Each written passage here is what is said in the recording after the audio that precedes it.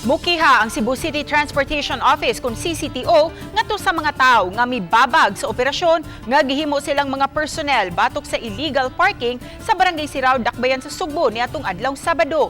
Mitumaw ang tensyon human misupak ang pipila ka mga tawo batok sa gihimo sa mga CCTO traffic enforcers sa naasuing dapit.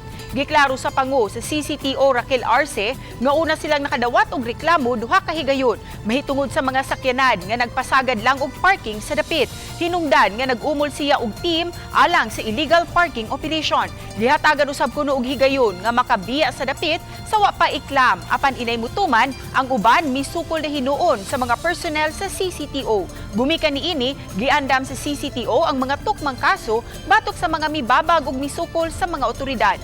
Samtang dili mo babag ang usa sa mga tawo nga nalakip sa tensyon sa legal action nga himuon sa CCTO. Apan giklaro niini nga igo lang silang nangayo og katin-awan sa gihimong operasyon. Disobedience and resistance to the agent of the person in authority, harassment, grave threats. So siya yung mga tao, sila contact namin. So natapungutan ako anong wala nga niya. Ako, during that time, wala ko na-erase ako ang phone. Kaya di mo yung tumawag, mataga na na-erase o nawag ka na-delete, na ako contact number. So after ato, mag-islay kahatag,